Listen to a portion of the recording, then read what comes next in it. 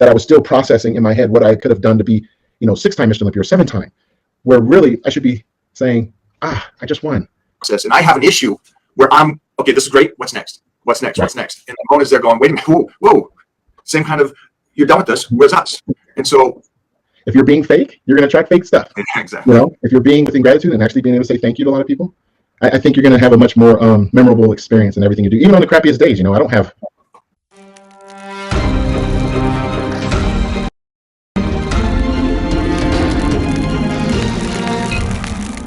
Playboy. Hey, what's up? You, Captain. Thanks for doing this, man. Yeah, no problem. I want to know on how you move and groove and do things. So I'm going to be selfish and ask a whole bunch of questions that I want answers to because I want to get better. So first one is, how you doing, man?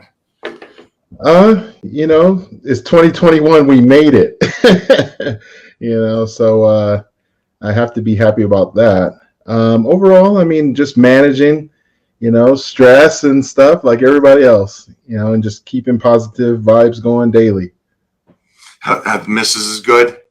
Yeah, she's hanging in. She's always she's like Mona, man, like always staying busy, always working hard, keeping us in line, so yeah, she's doing well. That's the one thing I noticed, that you and I got a couple good ones. Oh yeah. Oh yeah. I'd say we would not be the same for sure without them. It takes a strong woman to be by our side, or very an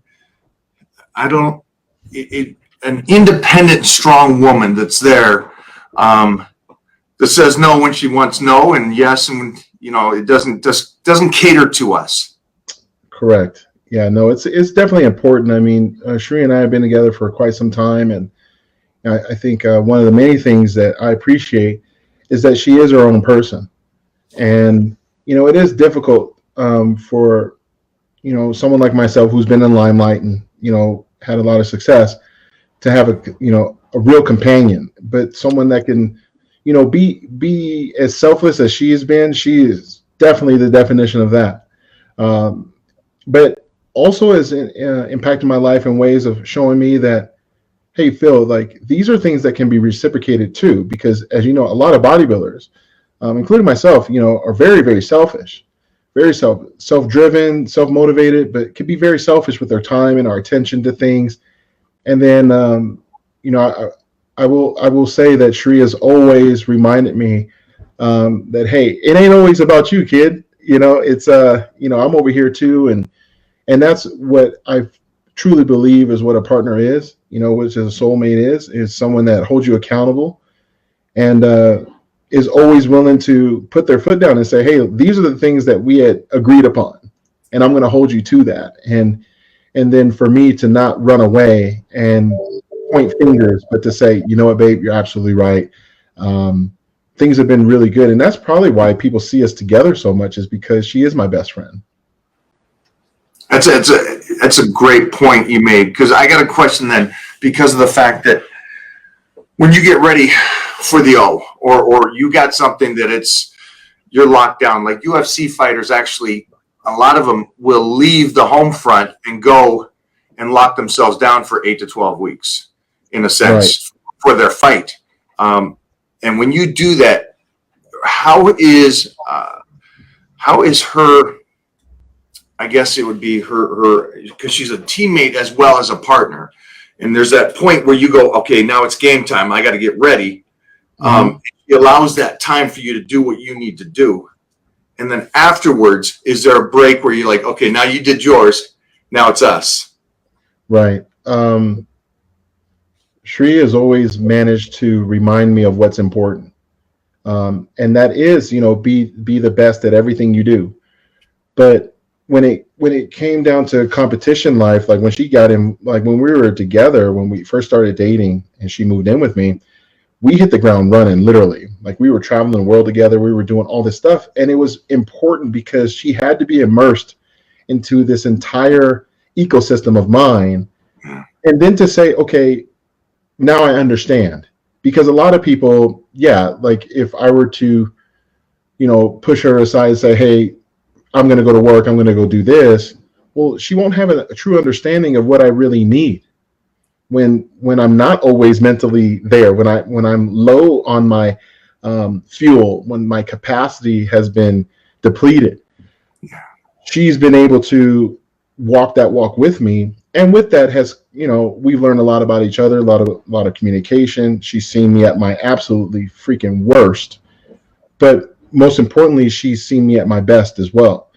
And when you walk it together, I truly feel like when I win, she wins. And then when for instance, like, we would do an Olympia. I remember, gosh, it must have been like 4 or 5 years ago. We did Olympia, and we won, and then I didn't shut that off. So next thing you know, we're on a vacation, really nice vacation, spent a lot of money, had a time of we thought we were going to have the time of our life, when really she did, but it was separate. And it was only because of my dumb ass being so consumed with what's next, what's the next show, what's the next rep, the next set, next workout, that I was still processing in my head what I could have done to be, 6-time Mr. Olympia or 7-time, where really I should be saying, I just won. Great. I got this beautiful woman with me that loves me. I spent all this money that we worked so hard to attain, like these things. This is supposed to be the life. And I'm still consumed with that while I'm a fucking idiot. And I ended up that same year having to redo the vacation 2 months later just to redeem myself as a spouse, like as a partner, to say, hey, look, babe, that's my bad. Right. Like, I should have never done that. And that was you can learn lessons two ways, right? You can learn lessons inexpensively or expensively. I would say that was an expensive lesson to a degree. But overall, that's a part of the journey, is figuring out, what makes you tick, having a partner who understands that and almost better than you, and will call you out on it and bring you back. But then what keeps you there is for me to understand, again, the theme is, it ain't always about you, kid. You got to look at the other person and say, what value am I bringing into her life? And because that doesn't happen to always be with competing and, the fame of being a Mr. Olympia champion. There is more to life than that. So I hear you, and I hear what you're saying. So then let's dissect it just a second, because to be the very best, you got to give up some stuff to be the very best. And also, right. You said it, bodybuilders are selfish. It is, our time, our meals, our rest. When the diet hits us, we're fatigued. It's about us. So how do you, because you are the gift, you are this man that has held the title so many times, and you have to give up so much. How did you process this? Because everybody's listening to this going, well, you're on vacation. You want it. It's easy as pie. It's not that easy. It's not that easy for somebody that is as great as you, that drives to be great, that, continues to move forward. And I understand that process. And I have an issue where okay, this is great. What's next? What's next? Right. What's next? And Mona's there going, wait a minute. Whoa. Same kind of, you're done with this. Where's us? And so what was it that, if you can articulate this in a way that everybody can understand, how can you shut down that incredible drive that you have to say, okay, I need to give something more to the partner? Well, it's almost like, you and I both like movies, like action and Star Wars and stuff like that. But what happens at the end? At the end of the battle, what do people do? They rejoice. They embrace. They don't say, oh, what's the next galaxy I have to go dominate? They rejoice because they understand that is what we need to do. That is what we deserve to do. We deserve that. So you're staying in the moment, which is of gratitude that we got here, that we completed the task, we completed the mission. Doesn't that require celebration? Doesn't that require celebrating the people who got you there? Because you didn't do it by yourself. Doesn't it require you to stay in that moment so that when it is time to go back to battle, whether it be in the boardroom or in the weight room, that person or those people will be like, okay, we're recharged. But if you're always like, hey, what's wrong, Phil? Well, I'm getting ready for next week's guest posing. It's like, dude, you just freaking won the Olympia. Can you take a picture with your girl and celebrate? Can you kiss? Can you do something? Can you make love or whatever? No. I got to get ready for this next meal. It's like you have to give yourself that moment, excuse me, to exhale, to look around and to say, wow, I did it. And to be in that moment, be in that moment where you got the job, you got the promotion. She said yes to the first date. She said yes to marry you. Be in that moment, because all that other crap, it's gonna wait. But what memories, and I guess to be shorter with it, is what memories, guys, girls, are you trying to create? If you're trying to create real memories, you'll be in the moment. If you're just going with the flow, then you'll continue to do that other stuff and always think that you have to have your blinders on to get more success. You already got it. Enjoy it. Because who knows, man? Maybe tomorrow it's not going to be the same. But you want to have to say, like you and I both know, like at some point in time, we are going to get older. And we want to look back at our lives and say, wow, that was a really good memory. Wow, that was a really good moment. Not, damn, I really missed out on that moment. I wish I'd have taken a photograph. Wow, I wish I would have, really held my girl tighter, because now I'm older and I wish, I don't want that. So I think it does come with a level of maturity. Yeah, I was going to say. It definitely comes with true reflection of self, and honoring the people who ride with you. Because I imagine that for you, for anybody to win what you have won is tremendous, and that moment is a pinnacle.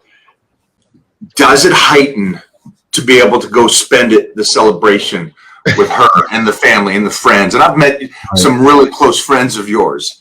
And the amount of love and respect they have for you is beautiful. And so it's like winning, I imagine, is something. It's so few people in the world as ever in history have done. But to celebrate with your friends, knowing that you went through that battle and you came out the other side and they're there with you. That moment, huh? That's the memory. That's the part. Those are the parts that, mean the most, right? And you can easily lose sight of it because, okay, when you were growing up and you were playing football, I'm sure your coaches said, don't pay attention to the newspaper too much. Don't read too much into it. And you're like, don't believe your own hype. Right. But at some point in time, man, it's like I deserve to believe in it for a little bit. Number one, to remind myself that I actually did it. Program in my head that is possible. To look at the people who helped me get there. And then to have the confidence to say, I'm going to do this again. But to be in the moment, and to me, being in the moment is actually showing gratitude. And I think that's the key term here. It's like, if you're in gratitude, you're going to, it's great to have those people along with you.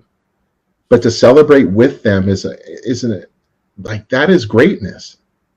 To have everybody say, man, it was so cool to be able to hit the weights with you, Mike. And like, it was so fun to go to that expo, and like, we all enjoyed our stuff. Yeah, it was tiring, but it was so cool that, you took time out to all the fans, but you still made time for us at the end to let us know that, yeah, we carried your bags. We did this. We made sure that you looked great. But no, it's like, it's cool to know that you actually thought about us. And you know what's going to happen? I'm going to come back, and whenever you need me again, Mike, I'm going to be there. People want to feel loved back. They have no problem with fanning your flames, including the people who you sleep next to. But if you don't live in a sense of gratitude, they're going to feel somewhat like, damn, dude, like, okay, I mean, I get it. You're great and everything, but she's like, is there any room for me? Like, where's my identity? Where's my victory? And it ain't always about you.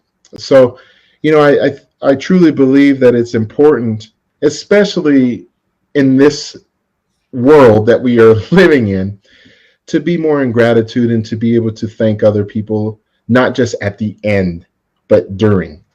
I'll give you your roses, I'll give you your flowers, Mike, immediately. I'm not going to wait until you're 80 years old to give them to you. And that goes with the people who are in your closest inner circle. And that's something that I really admire seeing what you do, is that you work really hard, but yet I see the laughter and the togetherness of your inner circle. And I think it's really important that people understand that that is something that you created. You created that environment, your attitude, positive attitude, and you're always here to give inspiration back through your own perspective, experiences, etc. And that's why people want to be around that, because you're a magnet. It's like you're a positive dude, so people want to hang out. And this is the key to some other people I see in the industry. It's like, you attract the wrong energy, you're going to get it. So you have to be very mindful and realize, like, what are you truly putting out there? If you're being fake, you're going to attract fake stuff. Exactly. If you're being within gratitude and actually being able to say thank you to a lot of people, I think you're going to have a much more memorable experience in everything you do, even on the crappiest days. I don't have, top days. I have adversity, but I think when I'm able to take a step back and realize how far I've come, who I've been around, and being thankful for this experience, I, for some reason, tend to have a different smile on my face that says that the future is brighter.